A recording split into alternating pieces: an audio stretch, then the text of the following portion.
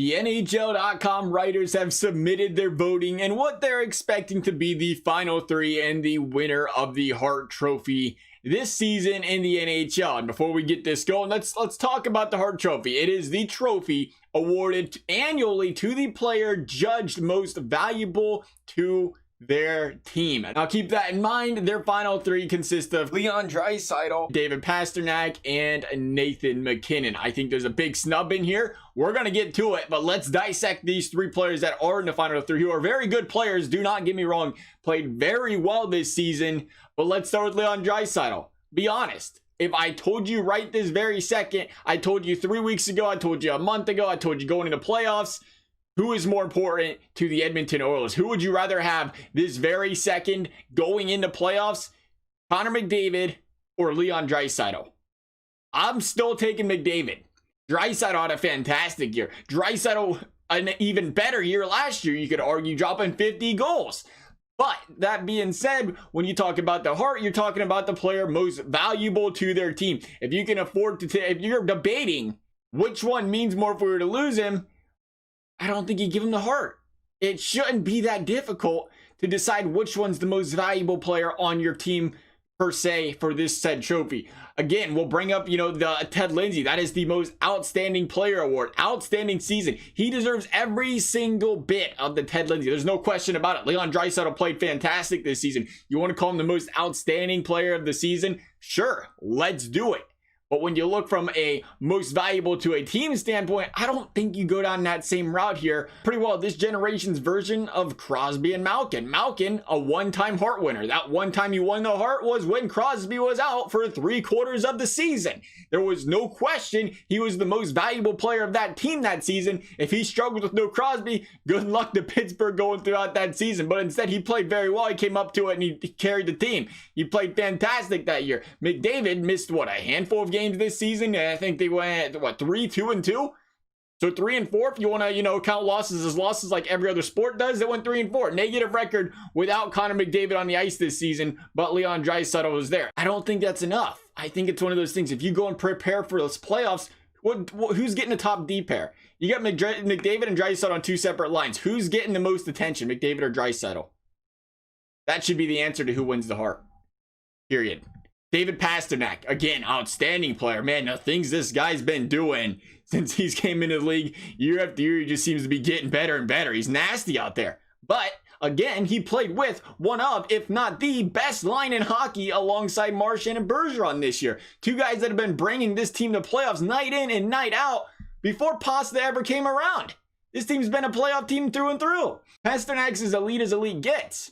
He deserves to be in the Hart Trophy finalists. There's no question about it. I can see him out of, if I had to choose between these three, I'd probably, it'd be tough. It would be very tough. These are three really good players. Don't get me wrong. If I had to choose between these three, it would be very, very tough to make it. You can make a case for them all, and I would be there for it. But I think, again, there's one player standing out so much more than everybody else this season. This shouldn't be a debate. Nonetheless, Pasternak, great season. Love watching this guy play. You have Nathan Mackinnon, though. Nasty Nate finishes off the top three finalists voted on by NHL.com. And I like what he did this season. Mikko went down for over a month, and we really were going to get the chance to see what McKinnon was made of, right? And this team went 8-7.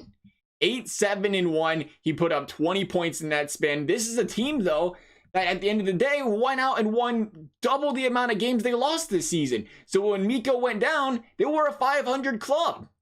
Again, you have to consider stuff like that. McKinnon, I still think he is the best player on this team. I don't think there's a question about that. He did play really well this season. You know what top 3 in points again? Top 4 in points again this season? A great season. I question where Colorado would be without him. He is very important to this team. No questions about it. But here we go.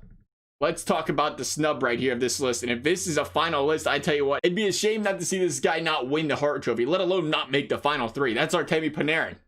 Panarin reminds me of the year Taylor Hall won the Hart. He didn't finish the season with the most points in the league, but he came to a team who was missing playoffs year in and year out, and he put this team on his back. Make no mistakes about it. Put this team on his back and got this team not only in the playoffs due to this, 2014 format, but there was 2 points out. There was 2 points out of being a wild card team with 12 games left in the season. They were making a run. They were playing very good hockey. I don't think there's a shadow of doubt. You take Panarin off this team, there's no chance. There's no chance this team's a playoff team or a playoff contender. And that is what makes a player the most important to their team, is when it is that night and day different. I mean, he played so well that he had people talking about how the Islanders and Oilers are probably kicking themselves for letting Ryan Strome go. That's what guys like Panarin do, though. They take these solid players around them and make them look really, really good. They get the most out of that. Is no shot at all to Ryan Strome. Solid player.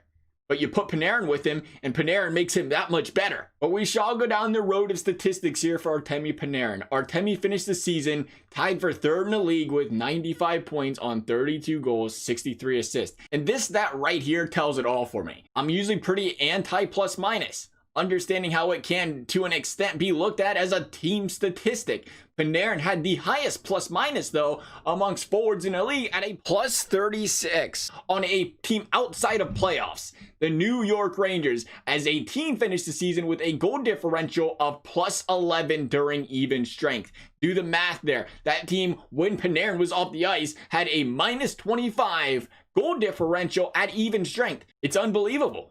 It is unbelievable, that statistic, period. It's so clear. It couldn't be any more clear to me the impact this guy had on this team this season. Don't get me wrong, this team's young. They're going to keep on getting better. They got some, pieces on this team that's going to get better as time progresses. But right now, it is the Artemi Panarin show. And when you have a guy like Panarin doing what he did this season, there's no question about it. He's the most valuable player to that team. Maybe he's not the most outstanding player of the season. I can get behind that. I can understand that. But if Panarin's not going to win the Hart this season, the NHL needs to really consider, the way they structure or the way they describe awards, because no man in the league defines what the Hart is more than what Panarin did this season.